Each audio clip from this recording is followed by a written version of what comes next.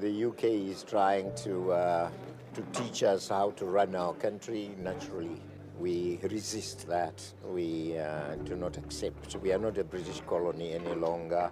When we have difficulties, Britain has no right at all, to try and suggest to the rest of the world that we are a failure.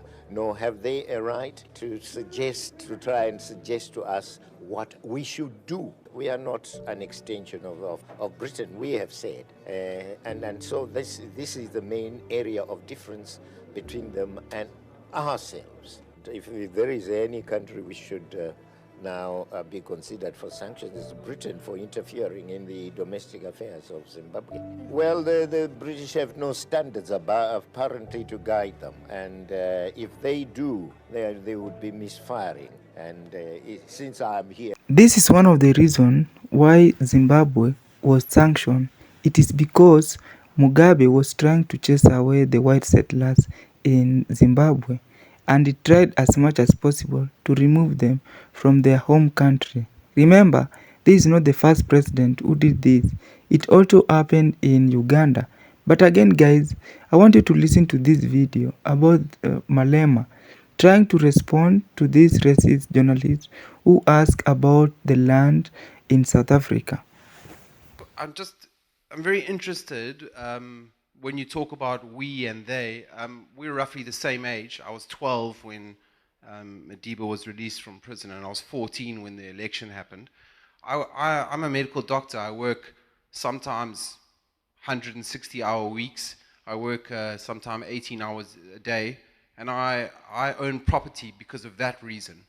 And it sounds to me that you're suggesting that I should do all that work and come to this point in my life and now just hand away my property. And that concerns me. You know, you are an exceptional case.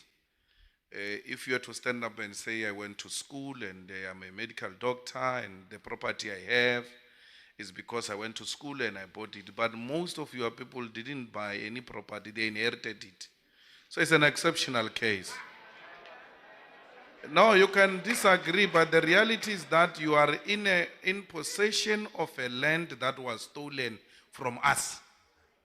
And we want it back without any apology.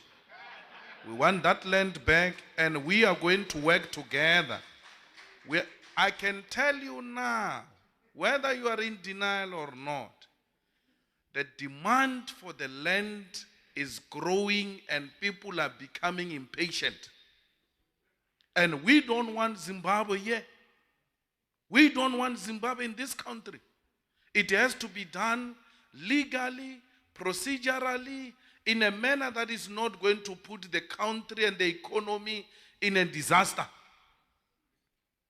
We have to talk about it. We have to say, how do we, in a proper manner, make sure that everyone benefit from this land? So, you know, Mr. Santa will know, and those who were involved in the negotiations and pre-negotiations, that when it was inevitable for democracy to be ushered in, most of the corrupt state officials began to transfer land into the names of individuals.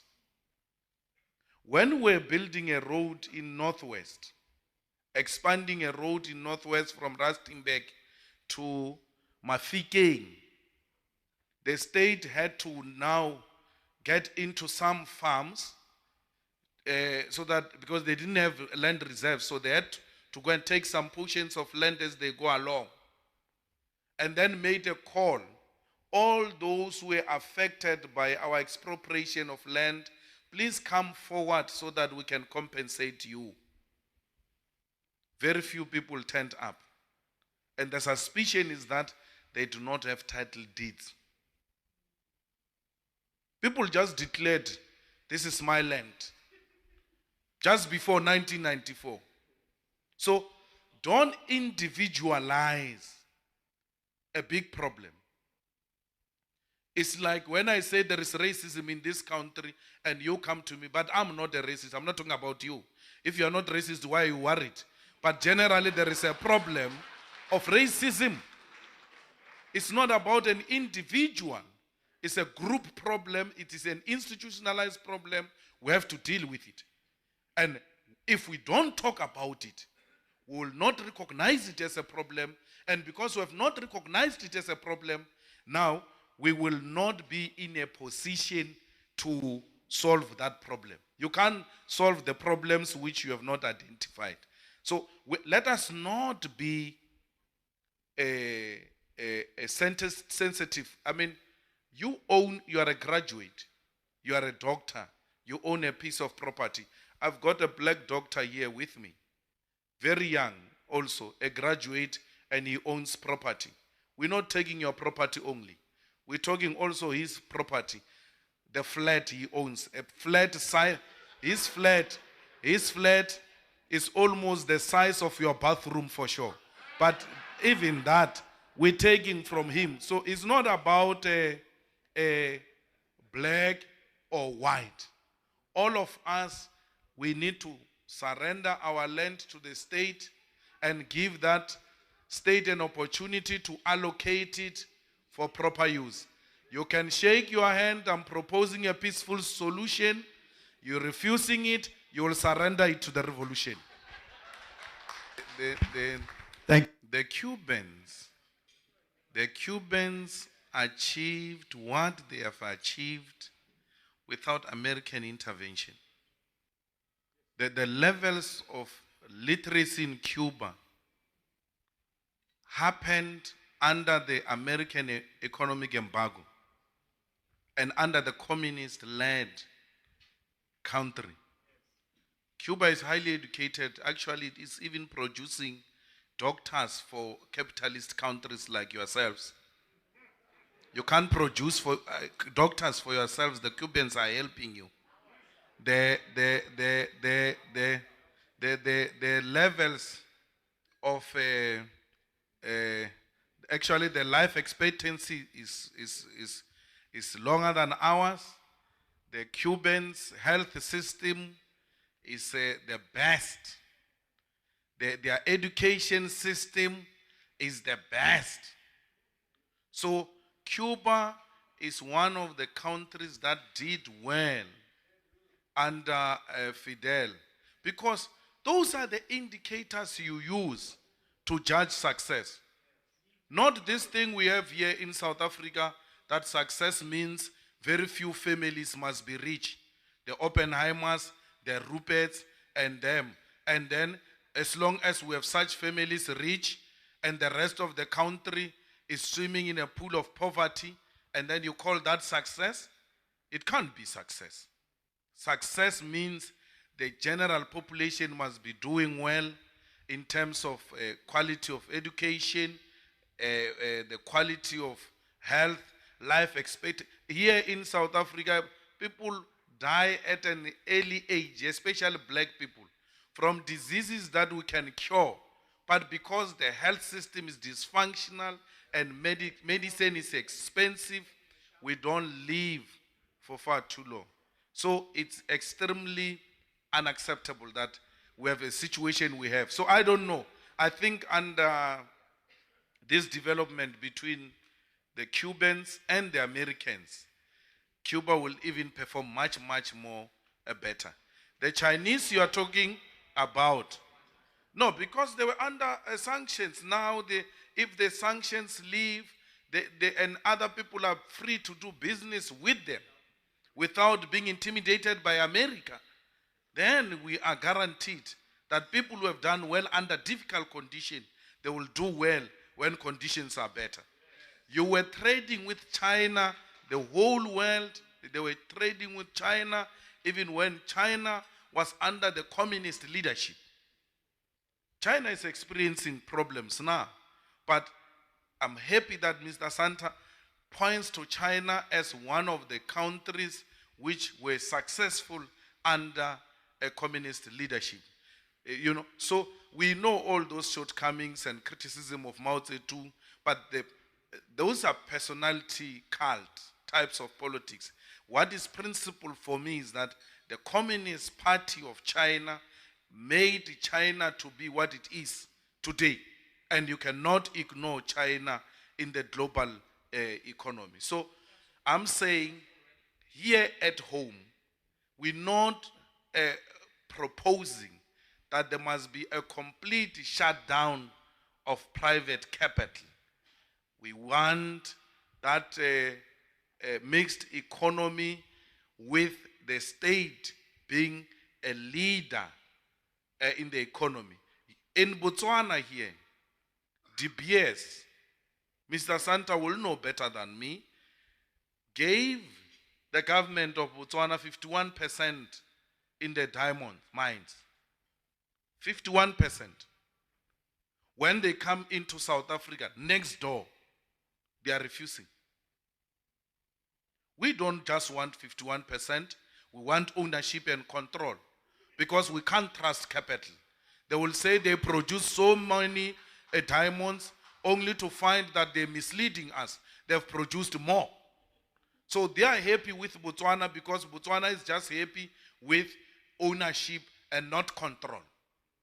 We cannot be happy just with ownership. We want control. My sister is speaking about black people who are involved in some of these companies. You know, I always see black people who call themselves executives, who calls themselves owners of this and that, and in reality it's not true.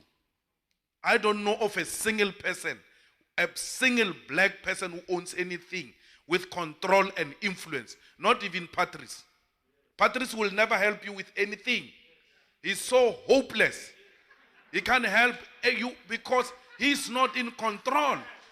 They claim to be in control. They are not in control. They've surrendered their blackness and they are being remote controlled by white monopoly capital. So we want a genuine black ownership and you must be in control.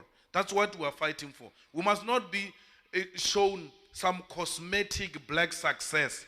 People who have agreed to be captains.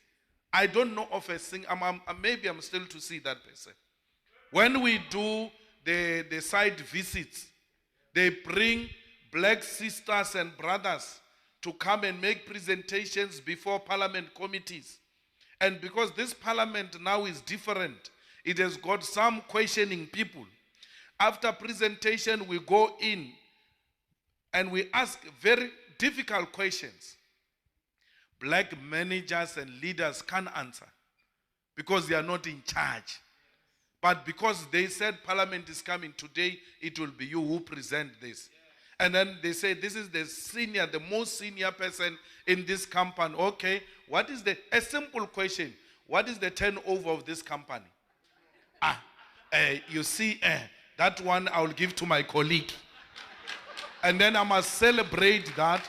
I'm not going to celebrate that. I want, not even Cyril Ramaphosa is a genuine black success. Cyril Ramaphosa is a puppet of the Oppenheimers. They made him form the NUM after the commissioner said black unions must be allowed and they must have the power to negotiate with the employer. The NUM was sponsored by the Oppenheimers and Cyril was given that task to go and form it. Cyril was working in the legal office or some offices, not even underground, from the University of the North. Then from there he was given the power to form NUM. From there he was fronted everywhere. They wanted to impose him on Mandela as the deputy president of South Africa and the ANC refused. That's how Thabo Mbeki became the deputy president and Cyril Ramaphosa got demoralized and left the ANC. Cyril Ramaphosa, because of that anger, did not even attend Mandela's inauguration because the agenda he was representing got defeated. I want genuine black. And black is not implementation. It's about your thinking and your commitment to liberate black nation. So guys, my name is Golden Boy and we are now back in this situation, and this is an old clip. Now these are the things that Malema has been trying to do for the South Africans, where he has always tried to open Africa to be a borderless continent. At the same time, he has also advocated for the black South Africans to regain back their land, which was stolen by the white people during the apartheid law. Now, these are some of the complaints that the people have been having since apartheid law was illegalized in South Africa. Now, some of the comments that they complained, but the land was stolen from the people. So if you don't want to give back land that was stolen, then you're okay with owning a stolen property. How do you think the people it was taken from felt? Having to watch as other people do what they please with that land and pass it around to each other, knowing they took it from the rightful owners. Are the people saying that if someone bought a 3-year-old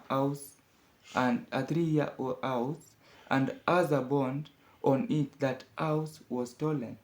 If so, then why are people paying bonds? It's all for nothing. Then there's another one who said that we stop negotiating with them demons and take your land back, no more talk. So racism is just a group based, and it is not about age. It's simply it is the control of resources from other groups of people. The reason they care about the racism question is because they know they benefit from it. I don't want to lose that advantage. All Europeans are racist in places that were traditionally occupied by indigenous people 600 years ago. They control the lands and resources from the original inhabitants of those lands. So blacks are South African first settlers. So the second settlers are the whites. But now, when it comes to this, you'll find that white built and created everything. Everything the black has globally come from the white man, including all the world's technology. In addition, Julius isn't even a South African. So why does he think he has a say about the land, about the white land? His entire ethnicity has never done anything for humanity in human history. So this is someone who was talking about this. But me personally, I believe everything came from a black person and not white, and that majority of the invention were brought by the black people. It is only the black people that didn't have the way to preserve such ideas and knowledge to up to date. Now, in that constituencies, meeting who is taking notes, etc. is speaking for Boro Shuaro. He cannot speak for the old South African. That is a huge voting area for one. Now, I just don't understand these Caucasians. You took everything and made it illegally for the natives to own everything, anything.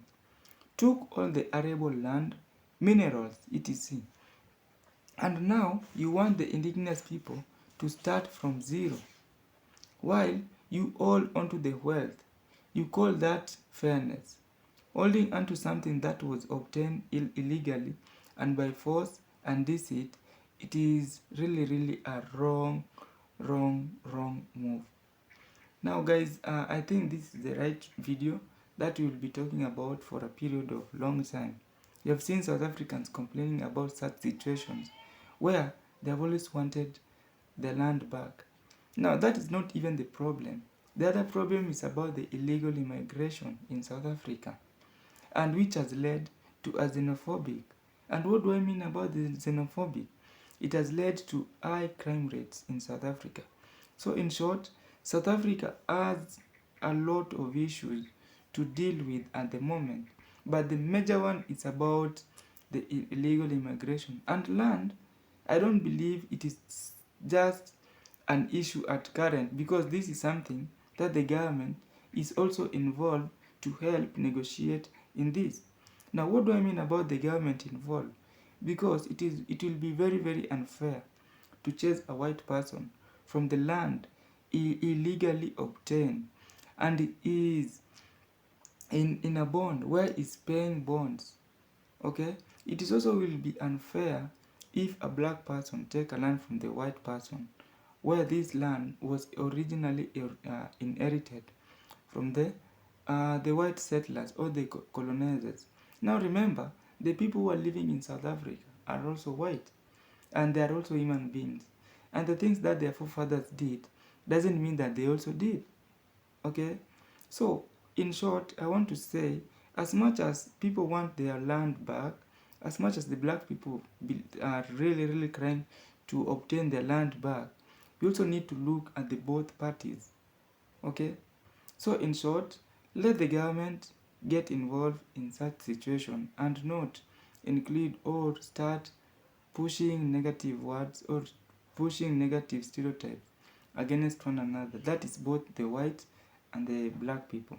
Now that is how I'm going to end this video here. Thank you for seeing and listening to this video. See you in another episode. Nisikie lizima na umekaa hapo.